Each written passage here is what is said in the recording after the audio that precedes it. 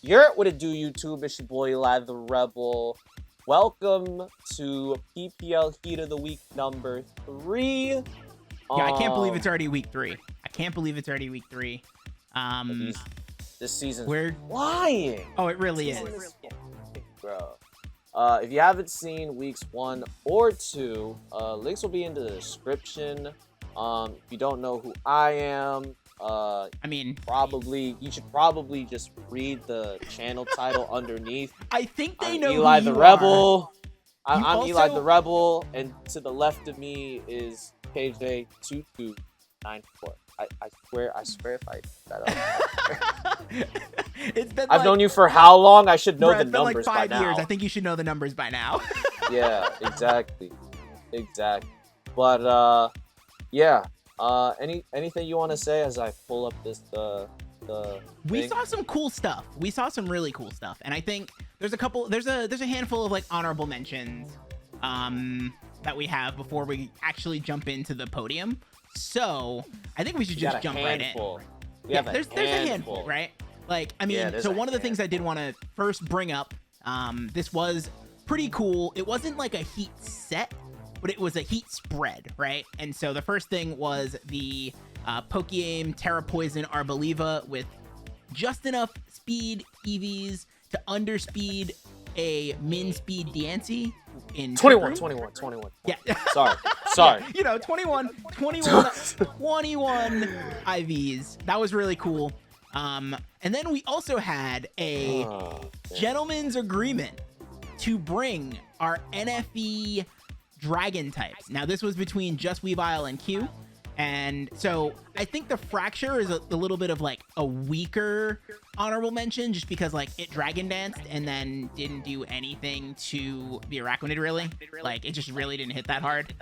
But It was just Haxorus. Like it was just a Dollar Tree Haxorus for the day. Dollar Tree Haxorus might be giving it a little bit more credit. It did not do like anything. Like Haxorus hits the field and Haxorus at least like gets a kill usually.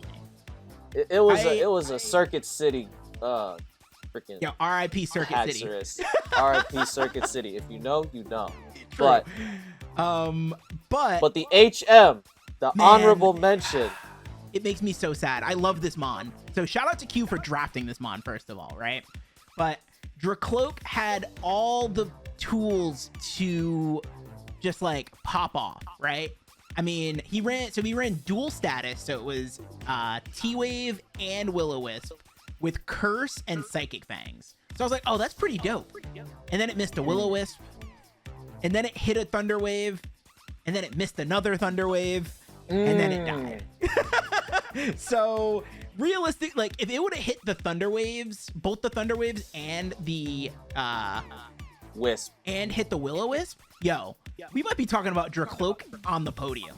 Like, no, absolutely. Because what's interesting, I kind of find it hilarious, is that Q the Costa Rican is the coach of the Chicago Dragapults and brought a Dracloak set.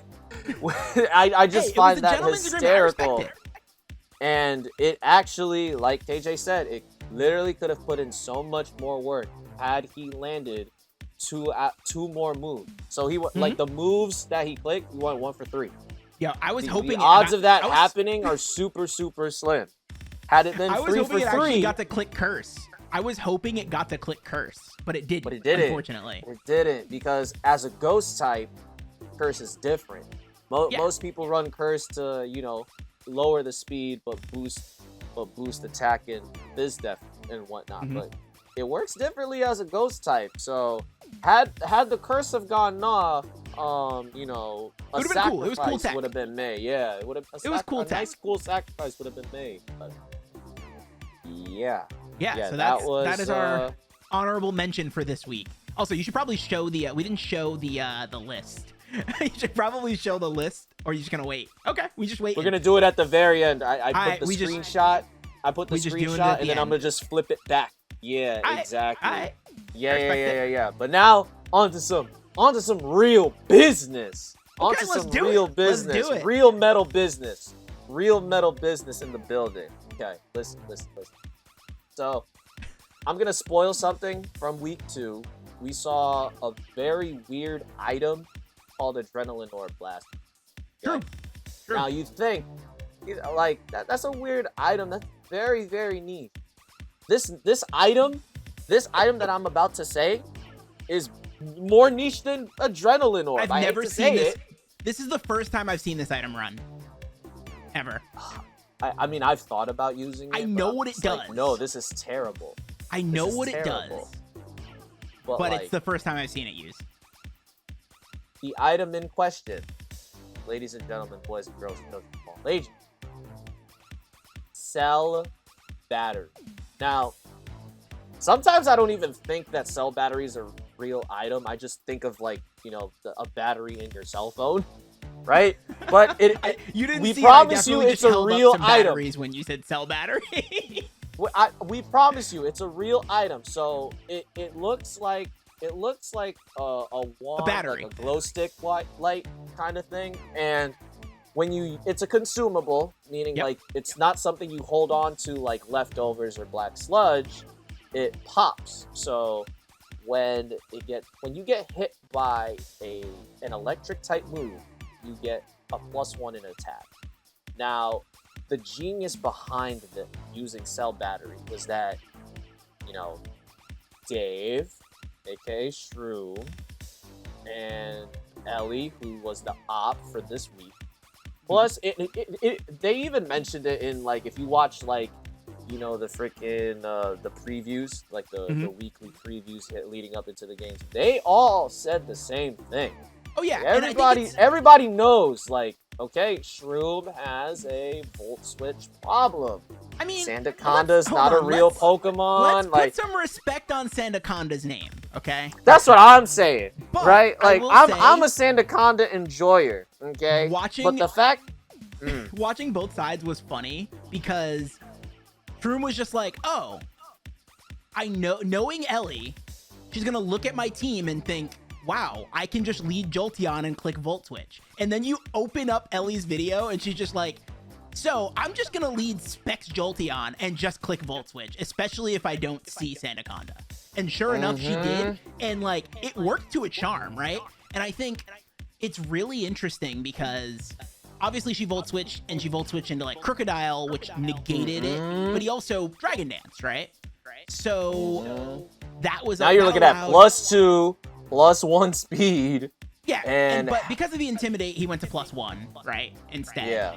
But the nice thing was, like, he clicked a move, and you're probably thinking, like, oh, this didn't really work, right?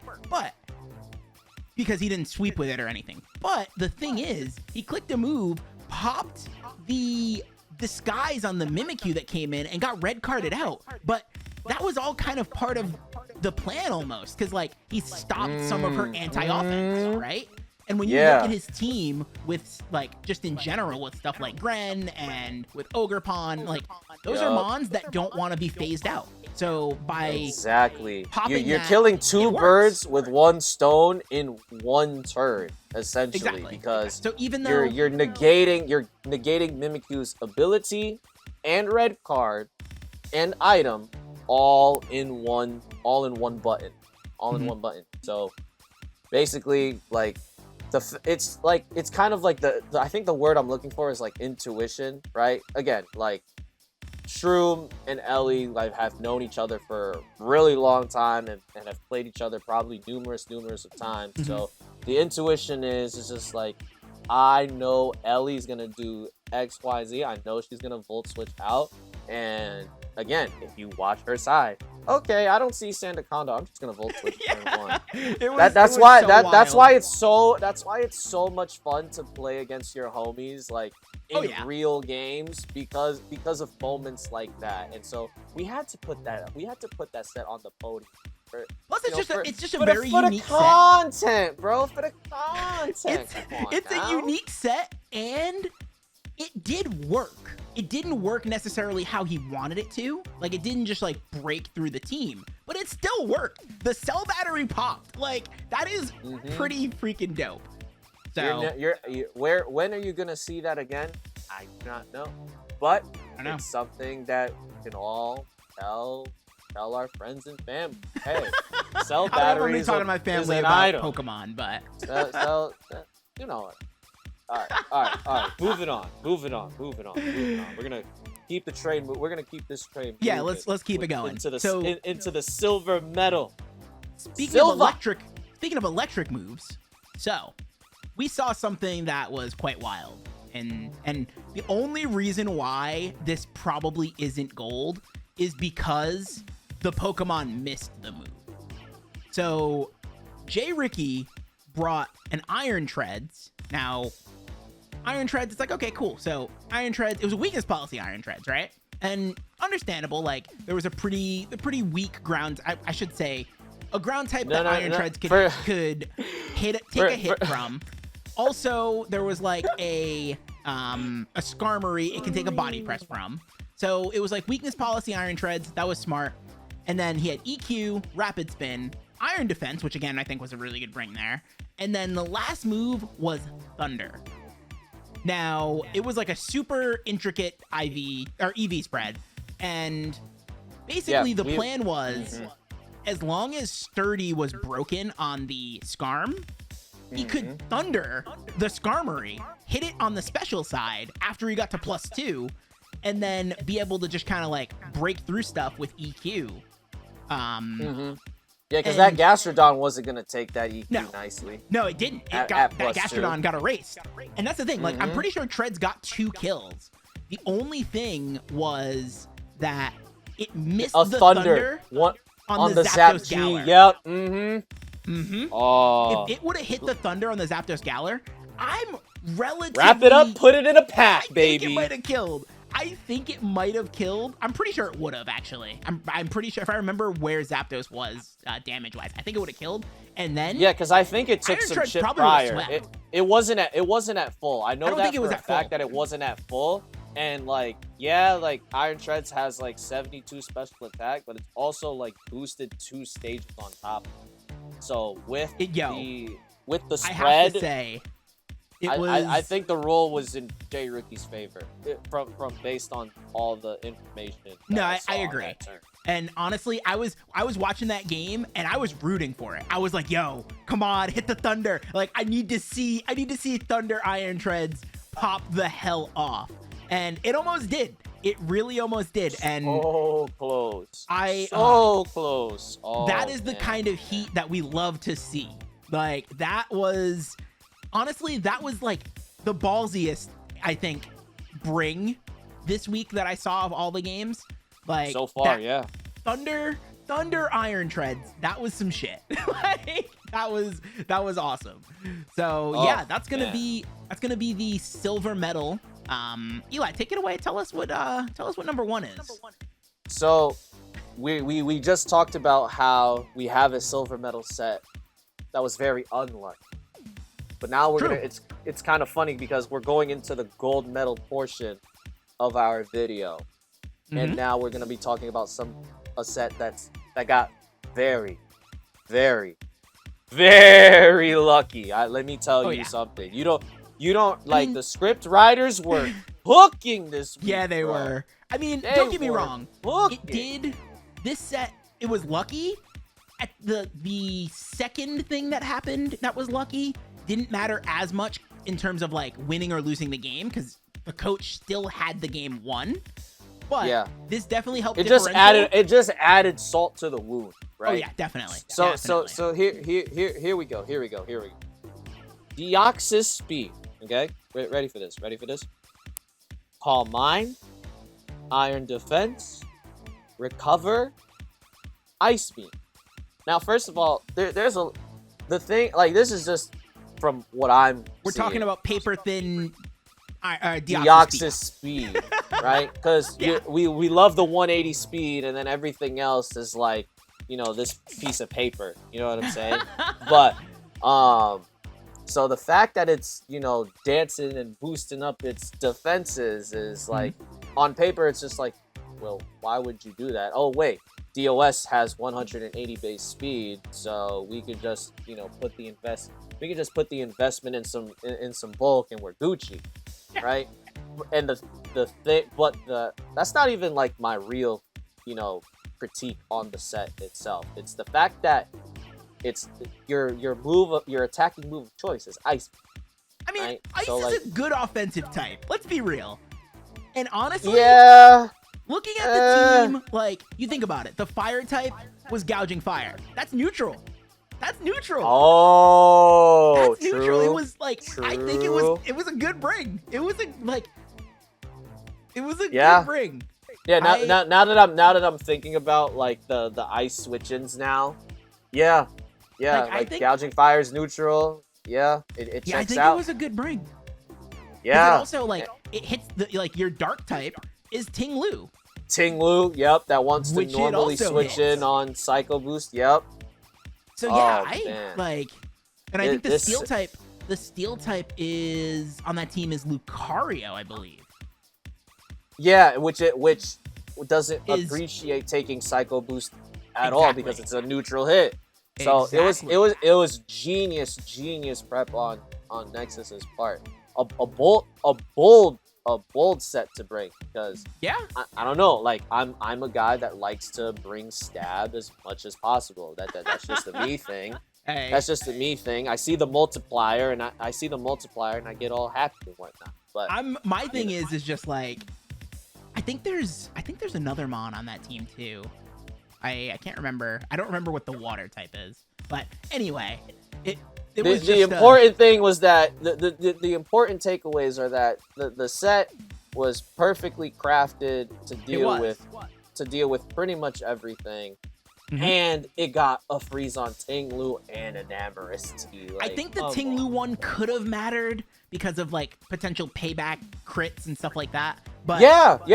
Had Enamorous, in Uzi terms of thought winning the out game, he turn had it. one, yeah, I feel like had Uzi thought out turn one, like the first turn of Frozen, because like you're initially frozen and like I think you get like two, like you could thaw out on the said turn that you freeze, so that didn't happen. Then the turn after that you didn't thaw out. On that second turn, if Ting Lu thawed out and payback, yeah, maybe we wouldn't be talking about this set being gold. But it was just stuck there. It was just,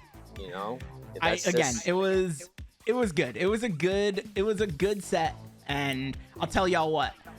We were talking about, and I hadn't watched the game yet, and I was like, "Oh, Eli, what set stuck out to you?" And he's like, "Yo, this Nexus set, you gotta see this, dog." And I was like, "All right, let's see it." You had to just because of the sequences, like it had everything to be like. I think it's, if we're gonna do a textbook definition on a gold medal set, it's gotta be Nexus's Deoxys speed, because it was crafted, well thought out, it put in the work that it needed. Yeah, Got it like worked. the luck and the reactions on top of it were just It worked. just the two cherries on top, and that's what we're looking for in a gold medal set. Okay, that's what we're looking for. So if you're shout out to anybody that's watching that wants to know what we're looking for. Eli is telling you everything. The recipe, the sauce. Okay, we're giving you the ingredients. Use them. All right, but check this out. We didn't show the counter going into this week. So I'm gonna show it right now. Okay, so at this point you should have seen weeks 1 and 2. Again, links are in the description. I was gonna say, if you haven't, go check them out. Go check out weeks 1 and 2 if you haven't. Yeah, because the season's going by like that, man. Like it really is. And now look, we're in week 3. Last week we had Iron Buff and double up on bronze. This week we had J Ricky double up on silvers. So now we have a gold medal. So if we're gonna follow patterns, I'm a big pattern guy. You know what I mean? Like why? Right? Why are we doing this? So if we're following the trend here, is somebody in the gold section gonna repeat again? Right? That's like my main question going into week 4. That's my main question going into week 4. What do you think now that we have I think we have updated? Honestly, even though we have 2 repeats in both gold or in bronze and silver, we have a pretty good amount of coaches represented here. Yeah, we got some diversity. We got a good. There's quite a few of the coaches. But there's also quite a few that need to get on here sooner rather than later. True. This season is moving. This season is moving. You're not wrong. Week three in the books. That means you only have 5 more chances to get on here somehow. 6 more chances. You have 6 more chances. This is a 9-week season. This is week 3. There are 6 more opportunities. You guys said you weren't going to make me do an editor's note this week. Come on! If there's ever a time to be like, oh, I don't know if this might work, go for it. Go for it. Yo. Please. Go for it. Any of y'all thinking Yes, about running... I know I'm a terrible influence, KJ, okay? I'm sorry. Any of y'all thinking about sorry. running some crazy, like, Zap Cannon, Wonder Policy nonsense? Yeah, no. This is your time. Yeah. Any closing statements before we wrap this up? Oh, usually I do that to you, but because I did my 2 cents on the whole pattern thing and whatnot. So I know. With that, it is your boy Eli the Rebel. Week 3 is in the books, so that means next week is going to be, unfortunately, the last week I'm going to be putting these up on my channel. But don't worry, because week 5 through 8 is going that way. That's right. KJ is going to be posting weeks 5 through 8. So this week and next week is going to be the last weeks. I'm going to be putting up all these wonderful videos on my channel, and we'll have everything. We'll have everything in playlists on both channels, so people can watch. People will be able to get everything.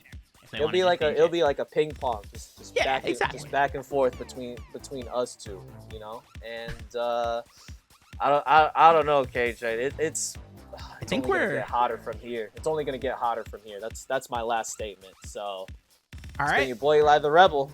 Catch you guys next week, man. Peace.